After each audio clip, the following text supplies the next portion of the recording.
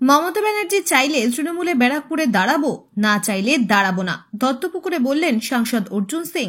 ব্যারাকপুর লোকসভা কেন্দ্রের তৃণমূল কংগ্রেস প্রার্থী হিসেবে অর্জুন সিংকে চাই, এমনই লেখা ব্যানার লেখা দত্তপুকুরে একাধিক জায়গায় দিয়েছে আমডাঙ্গা বিধানসভা তৃণমূল কংগ্রেস কর্মীবৃন্দর পক্ষ থেকে। লোকসভা নির্বাচনের আগে ব্রিগেডে জনগর্জন সভার প্রস্তুতি নিয়ে দত্তপুকুর ১ নম্বর অঞ্চল তৃণমূল কংগ্রেসের পক্ষ থেকে দত্তপুকুর স্টেশনের পাশে পথসভা করা হয়।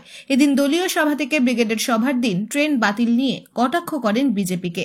পাশাপাশি ১০০ দিনের টাকা থেকে বাংলাকে বঞ্চিত করার জন্য তিনি মন্তব্য করেন এবং দত্তপুকুরে একাধিক জায়গায় অর্জুন সিংকে ব্যানার পরা নিয়ে বলেন, দলনেত্রী চাইলে ব্যারাকপুরে দাঁড়াবো, না চাইলে দাঁড়াবো না।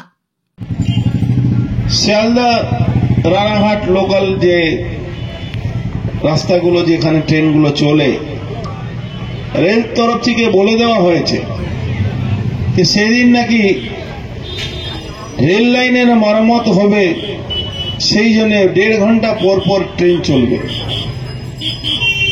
যেভাবে বাধা দেওয়ার চেষ্টা হচ্ছে যাতে শিয়ালদা হাজার হাজার লক্ষ লক্ষ মানুষ যাতে উপস্থিত না হতে পারেন, সেই জন্য ট্রেনটাকে সেইভাবে একটা চক্রান্ত করে চালানোর চেষ্টা হচ্ছে। যখন আমরা লোকসভায় সাংসদরা প্রায় 25 জন সাংসদ আমরা গেছিলাম মন্ত্রীর কাছে, মন্ত্রী তখন দেখা করেনি আমাদের সঙ্গে। আমরা তখন সেই অফিসারগুলোর সঙ্গে কথা বলেছিলাম অভিষেক ব্যানার্জির নেতৃত্বে। সেখানে আমরা অভিষেক ব্যানার্জি স্পষ্ট বলেছিলেন কি আমাদের এই পাওনা টাকা, কাজ করা টাকা 2 বছর ধরে মানুষ পাচ্ছেন না, সেই টাকা রুখে দেওয়ার অধিকার আপনাদের কি করে হল? তখন আমাদের বলা হয়েছিল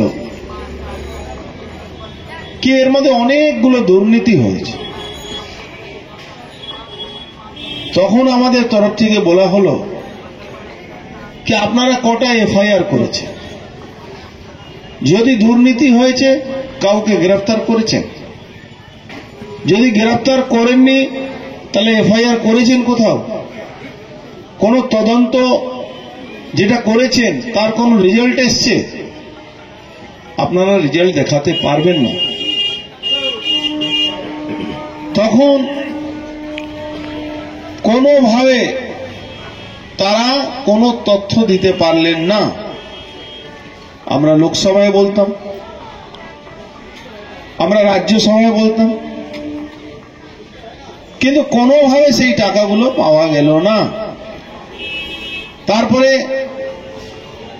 কয়েক হাজার, প্রায় 50,000 মানুষকে নিয়ে যাওয়া আমাদের দল ঠিক করেছিল। নিয়ে গিয়ে যারা 100 দিনের টাকা, কাজের টাকা পাননি, তাদেরকে নিয়ে দিল্লিতে আন্দোলন হবে, বাতিল করে দেওয়া হলো। টাকা নেওয়ার পরেও টাকা ফেরত দিয়ে দেওয়া হলো। শেষ মুহূর্তে যখন ট্রেন বাতিল হলো তখন কিছু মানুষকে আমরা বাসে করে নিয়ে গেছিলাম। এমএলএ এমপিরা গেছিলেন,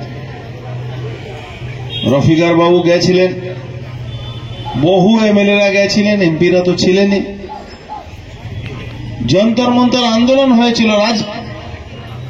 আমাদের গান্ধীজি যেখানে সমাধি স্থল আছে সেখানে আন্দোলন করতে গেছিলাম আমরা। ঘাড়ে ধাক্কা দিয়ে এমপিদেরকে ওখান থেকে বের করে দেওয়া হয়েছে। তখন যন্তর মন্তর আন্দোলন হয়েছিল। ওখান থেকে সময়ে পাওয়া গেছিল, মন্ত্রী সময় দিয়েছিলেন, যিনি স্টেট মিনিস্টার ছিলেন ওখানে, যিনি পূর্ণমন্ত্রী ছিলেন, তিনি সময় দেননি। ওখানে যাওয়ার পরেও তারা দেখা করেনি আমাদের সঙ্গে। আমরা যখন প্রতিবাদ জানাই, ঘাড়ে ধাক্কা দিয়ে পুলিশ অ্যারেস্ট করে নিয়ে যায়। সেই আন্দোলনটাকে আমরা রাজভবনে নিয়ে আসি, কলকাতা রাজভবনে।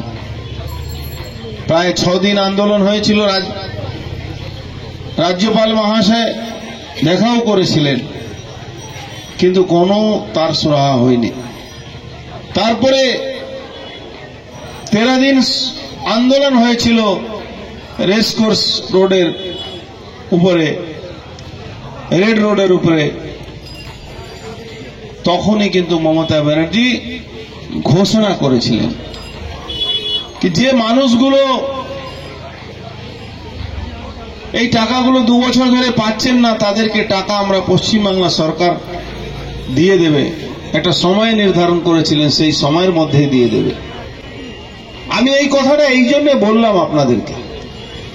দেখুন, রাজনীতির স্বার্থের জন্য প্রত্যেকটা রাজনৈতিক দল আন্দোলন করে মানুষের মাথায় একটু উস্কে দেয় কি এই করতে হবে, এই করতে হবে, এই পাওয়া যাচ্ছে না, দিতে হবে। কিন্তু দিতে হবে বলার পরে কেউ দেয় না। একমাত্র রাজনৈতিক দল তৃণমূল কংগ্রেসের, যার সরকার চলছে পশ্চিমবাংলা, সে দিতে হবে শুধু বলেনি, দিয়ে দেখিয়ে দিয়েছে। 100 দিনের যে টাকা, যেটা পাওনা ছিল 22 লক্ষ মানুষের কথা আমরা আগে বলতাম, সেখানে 27 লক্ষ মানুষ টাকাটা পায়নি। এই টাকাটা কিন্তু সরকার দিয়েছে। জায়গায় আপনাকেই লোকসভাতে চাই এরকম ব্যানার পড়ে বলবেন? সেটা কি বলার আছে, মানুষ কি করছে তার জবাব আমি দেবো। এটাই কি অর্জুন সিং এর একটা ভালোবাসা, বা যখনই দেখুন, ভালোবাসা তো নিশ্চয়ই মানুষের কাছে। রাজনীতি মানে কি? রাজনীতি কেউ কাউকে খাইয়ে দেয় না। রাজনীতি ভালোবাসা, উপস্থিতি, জনসম্পর্ক, এটাই হলো মানুষের সঙ্গে। কথা বলো দেখা গিয়েছিল যে আপনি টিকিটে দাবি করেছিলেন, পরবর্তীতে বিজেপিতে কর্মীরা কি আশঙ্কা করছেন? সেটা আমাদের দলে ঠিক করেন মমতা ব্যানার্জি। ওনার নির্দেশ হলে দাঁড়াবো, না নির্দেশ হলে দাঁড়াবো না। ব্যুরো রিপোর্ট, বেঙ্গল জি নিউজ।